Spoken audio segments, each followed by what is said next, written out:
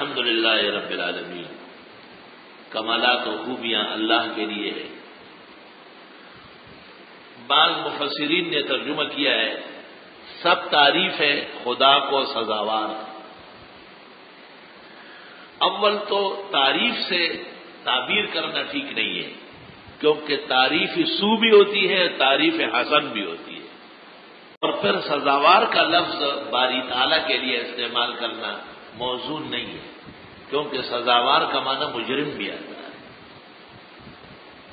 اس لیے حضرت شیخ الہند نے اس جگہ ترجمے میں ڈپٹی نظیر پر اعتراض کیا ہے کہ سزاوار کا ترجمہ کرنا بے ادبی کا باعث ہے۔ مستحق ہے سب محامد خوبیاں، عظمتیں اور بزرگیاں اللہ کے لیے۔ بھئی مخلوق میں تعریف کیسے ہوگی؟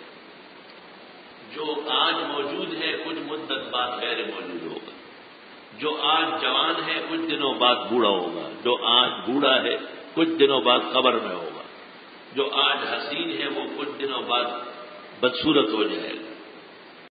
وہ حسین جمیل چہرہ، وہ بہاریں آج خزان پذیر ہے بوجہ بوڑھا ہونے کی، اور وہ بہترین خرامہ جسم اور قد سروے کی طرح آج ٹیڑھا ہو چکا ہے، جیسے لکڑی مڑ جاتی ہے۔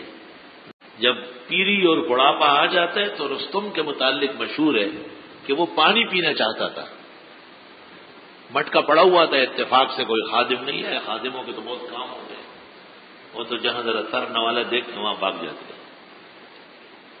تو اس نے پلنگ سے اپنے آپ کو نیچے گرایا اور پھر رینگتے ہوئے جا رہا تھا لیکن نہیں پہنچا۔ زمین پر لکھا کہ میں وہی رستم ہوں کہ جب میرا نام کوئی سن لیتا تھا تو جوڑ بھول جاتا تھا، نیچے گر جاتا تھا، اور آج بوجہ بوڑھے اور بیمار ہونے کی میری یہ حالت ہے کہ ایک گلاس پانی مجھے نہیں مل سکا، رینگتے ہوئے گیا لیکن مٹکے اور مجھ میں 2 ذرا باقی ہے اور میری روح نکل رہی ہے۔ اس کا ہاتھ مٹکے تک نہیں پہنچ سکا، اس سے پہلے روح قبض ہو گئی۔ الحمدللہ ساری خوبیاں، محامد اور شکرانے، بڑائیاں اور بزرگیاں اللہ کے لیے ہیں جو پالنے والے ہیں کائنات کے۔ رب العالمین، رب یرب کے معنی آتے ہیں پالنا، رب یرب، اور رب پالنے والا، جمع آتی ہے ارباب، ارباب متفرقون خیر ام اللہ الواحد القہار، لیکن یہ اللہ تعالیٰ کے لیے خاص نہیں ہے۔ رب المال بھی کہتے ہیں، رب السلم بھی کہتے ہیں، رب البیت بھی کہتے ہیں، رب کا اطلاق کئی مقام پر ہو سکتا ہے، رب الدرہم والدینار بھی کہا جاتا ہے۔ ہاں جب قرائن موجود ہو تو اللہ بزرگ برتر کے لیے استعمال ہوگا، جیسے یہاں ہے کیونکہ عالمین کا پالنا اللہ تعالیٰ کے علاوہ اور کسی کا کام نہیں ہے۔ عالمین عالم کی جمع ہے، اور عالم کتنے ہیں؟ اول 2 ہے، دنیا اور آخرت، پھر 2 ہے عالم الجن والانس، پھر 2 ہے عالم الملکوت والسفلوت، پھر 7 ہے عالم دنیا کو کہتے ہیں عالم ناسوت، نیند کو کہتے ہیں عالم رویا، مقافات کو کہتے ہیں عالم المثال، بین الدنیا والآخرت کو کہتے ہیں عالم البرزخ۔ 4 تو یہ ہو گئے، اوپر ہے ملکوت، جبروت، لاہوت۔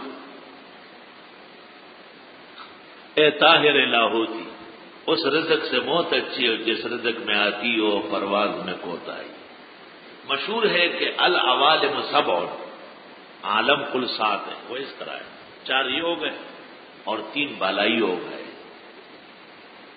ملکوت جس تک ملائک کی رسائی ہے، اور جبروت جہاں صرف احکام نازل ہوتے ہیں، اور لاہوت جس میں اللہ رب العزت کے ذات جل جلالہ اور اس کے قرب کے جلووں کے علاوہ کسی اور چیز کا تصور نہیں۔ دنیا کو کہتے ہیں عالم ناسوت۔ پھر اسی دنیا میں ہم پر ایک حالت طاری ہوتی ہے عالم رویا۔ اس ناسوت اور رویا کے درمیان میں مثال ہے۔ جب روح واقعی نکل جائے تو عالم برزخ ہے.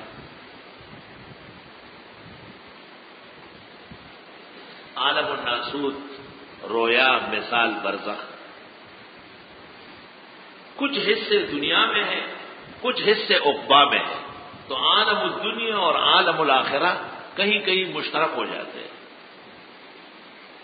اور اوپر تین ہیں، ملکوت، جبروت اور لاہوت.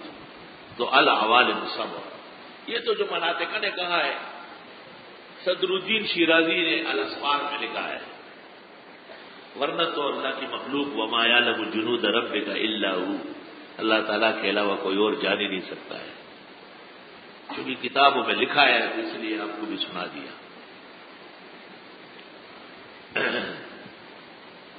اللہ تعالیٰ پالنے والے ہیں عالمین کے. ہم ترجمہ اس طرح کر لیتے جان چھڑانا، جی رزق دیتا ہے. پھر رزق کس کو کہتے ہیں؟ آپ کا اور ہمارا رزق ناشتہ ہے، پلاؤ اور بریانی ہے. پھر یہ 4 گھنٹے کیوں بیٹھے ہیں؟ یہ کیا چیز ہے؟ یہ بھی غذا ہے. غذا اور روح والایمان، یہ توانائی ہے اعمال کی. اگر سبق نہ ہو تو آپ کو ناشتہ نامنظور ہے. اگر آپ کو پتہ چل جائے کہ کل سبق نہیں ہوگا تو آپ دوپہر کے کھانے کے لیے تھوڑی آئیں گے. کھانا ہر جگہ اللہ نے دینا. تو پتہ چل گیا کہ رب العالمین میں پہلا ہے روح کی غذا. روح کی غذا جیسے قرآن شریف پڑھا جاتا ہے اور سنا جاتا ہے تو آدمی فرحت محسوس کرتا ہے. جب دینی حلقوں کو دیکھتا ہے تو خوشی محسوس کرتا ہے. پھر رزق جو قوام بدن ہے، جسم کا سہارا ہے. اگر آدمی 2-3 دن کھانا نہ کھائے یا پانی نہ پیے تو تکلیف محسوس کرتا ہے.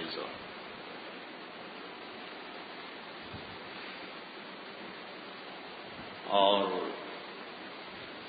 روح کی غذا اور جسم کی غذا. پھر بہت سارے لوگوں کا کام غذا سے نہیں دوا سے بنے گا. تو حکمت اور طب اور ڈاکٹری پیدا ہو گئی. پھر صرف غذا تو نہیں ہے، کپڑا بھی پہننا ہے، رہنے کے لیے گھر بھی چاہیے. صرف پانی پر تھوڑی اکتفا ہے. رب کا شکر ادا کر بھائی جس نے ہماری گائے بنائی. کیا بہترین، لذیذ، شیرین، پر لذت دودھ اللہ تعالیٰ میسر فرماتے ہیں. پھر آپ کو دودھ سے زیادہ نسبت نہیں ہے تو آپ ٹھنڈی بوتلیں، آئس کریم، قسم قسم کے کھانے. یہ جتنا نظام زندگی ہے اور جس جگہ جس شخص کو خوشی اور آرام ملتا ہے اس کا جو وہ مادہ ہے اس کا پیدا کرنے والا اللہ تعالیٰ ہے رب العالمین.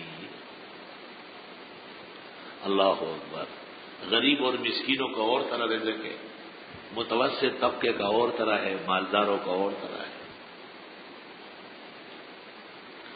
ایک شخص بیمار ہے اور سب کا بڑا ہے، پورا دسترخوان بھرا ہوا ہے، 30 تو عام لگے ہوئے ہیں، لیکن وہ صرف ذرا سی سبزی یا معمولی سا سلاد یا خشک روٹی.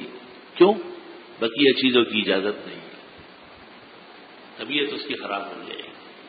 اب آپ کو پتہ چلنا چاہیے کہ اللہ رب العالمین کتنی عظیم ذات ہے اور اللہ بزرگ و برتر نے خود اس نظام میں کتنا فرق پیدا کیا ہے. بچہ جب ماں کے پیٹ میں ہوتا ہے تو وہی خون جو کبھی ماہواری میں آتا تھا وہ رک گیا ہے، اس میں سے خوراک بنتا ہے، اس خوراک بنتا ہے. یہ کہنا ٹھیک نہیں ہے کہ جنین خون پیتا ہے، غلط بات ہے. بالکل خون کیوں پیے؟ آپ جو فصل اگاتے ہیں تو زمین میں کھاد ڈالتے ہیں، تو پھر آپ یہ کہنا کریں کہ ہم گوبر کھاتے ہیں اور بکریوں کی مینی ہے. نہ، اس میں سے صاف ستھرا پٹا نکلتا ہے، اس سے تناور پودا بنتا ہے، اس میں زبردست قسم کا پھل یا مکئی کا بھٹا آتا ہے، اس سے لذیذ و شیرین قسم کا آٹا نکل کے روٹی بنتی ہے. الحمدللہ رب العالمین. وہی عورت ہے اور وہی بچہ ہے، لیکن باہر آ گیا تو اب اس کی چھاتیوں میں دودھ آئے. آپ دنیا بھر کی کوشش کریں، کسی انسان سے دودھ نکل سکتا ہے؟ توبہ توبہ. اللہ تعالیٰ کی قدرت کیسی کامل ہے. اس وقت اس بچے کے لیے سوائے اس دودھ کے کوئی اور نعمت قوام حیات کے لیے کافی نہیں ہوگی. وہ زندہ نہیں رہ سکے گا اگر دودھ نہ ہو. تو ماں کی چھاتیوں میں شیرین چشمہ جاری ہو گیا ہے۔ اللہ اکبر و کبیر۔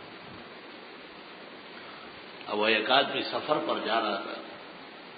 پرانے زمانے میں بڑی مشقتیں ہوتی تھی، کسی ایسے علاقے سے گزرنے لگا کہ وہاں میلوں دور سے پانی ختم ہو گیا، نیا سفر تھا، اس کو اندازہ نہیں تھا، عورت ساتھ تھی۔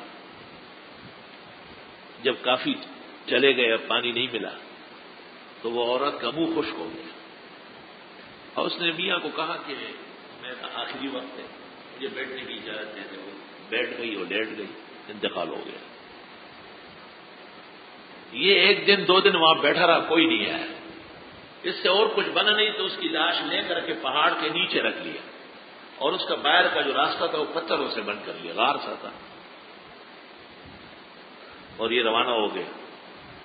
کچھ دیر بعد کہیں پہنچا یا کوئی قافلہ آیا اس کے ساتھ۔ سال جب پورا ہو گیا، یہ پھر اس راستے سے آ رہا، لیکن اب ذرا اس علاقے نے ترقی کی ہے، راستے واسطے بن چکے ہیں، گاڑیاں جانے لگی۔ یہ جب اس علاقے میں آیا تو یہ گاڑی سے اترا، آیا ہے، اس کی تو دنیا لٹ گئی تھی، اور جگہ دیکھنا چاہتا ہے کہ میں نے وہ گھر والی کی لاش کہاں رکھی ہے۔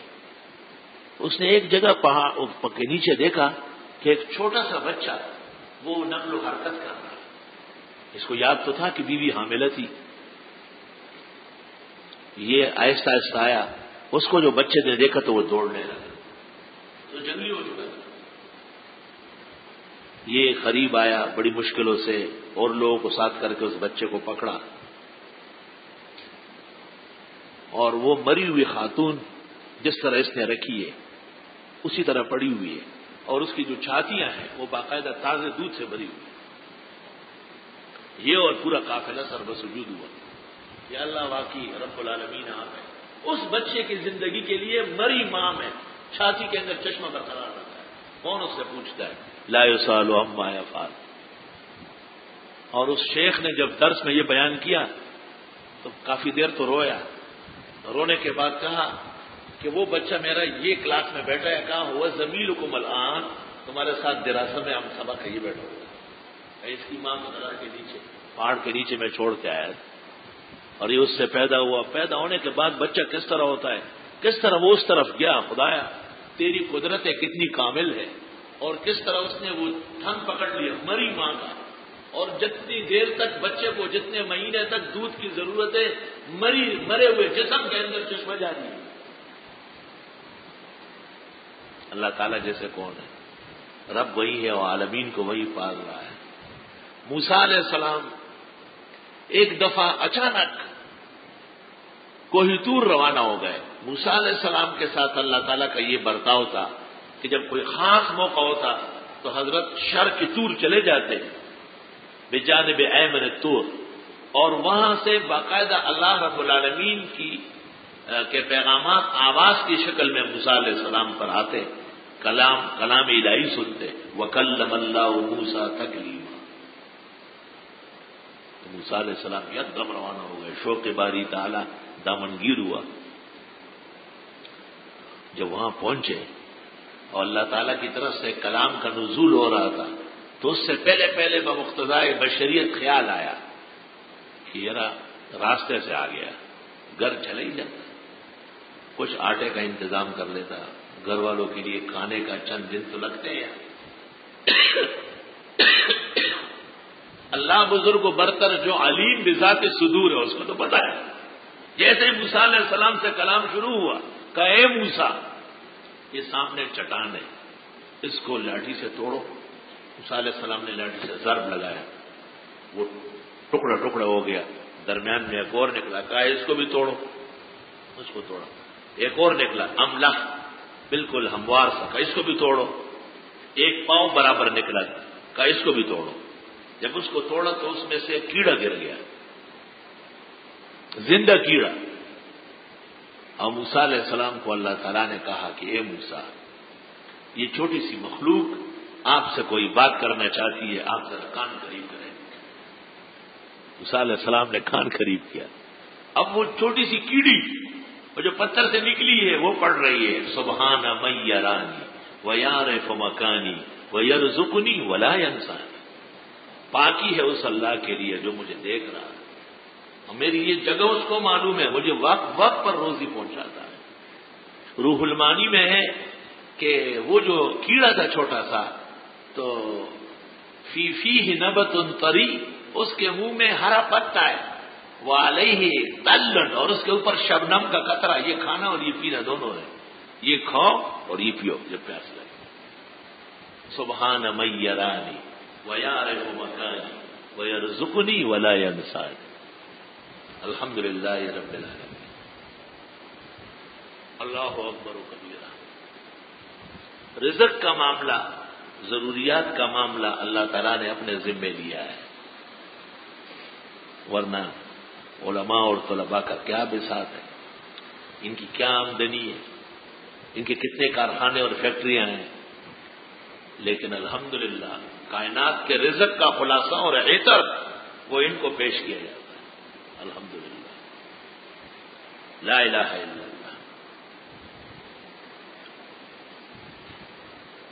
جو اشیاء جسم کے لیے ضروری ہے اللہ وہ بھی مہیا فرماتے. گرمی میں گرمی کا لباس, بہترین ٹھنڈے پنکھے, عمدہ جگہ, سردی میں سردیوں کا لباس, اسی حساب سے پوشاک اور کپڑا, اسی طرح رہنا سہنا.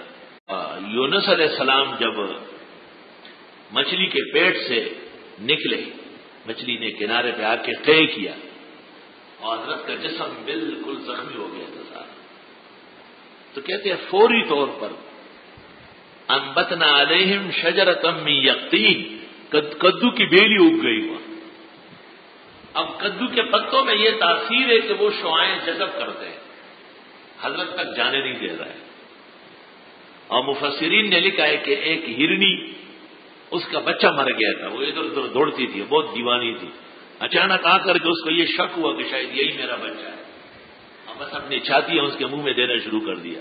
یونس علیہ السلام خوب بہترین دودھ پیتے ہیں.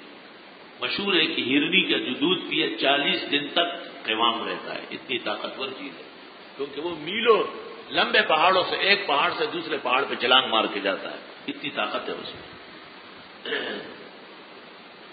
الحمدللہ رب العالمین. خوبیاں اور بزرگی ثابت ہے اللہ کے لیے جو پالنے والے ہیں کائنات کے. الرحمن وہ خوب مہربان ہے, اور الرحیم خوب بخشنے والے ہیں. مالک یوم الدین وہ مالک ہے روز جزا کے. الحمدللہ یہ علم ذات ہے. اس کے تحت جب کلام ہوگا تو اللہ تعالیٰ کی ذات جل جلالہ اور اس سے متعلق ابحاث آئیں گے.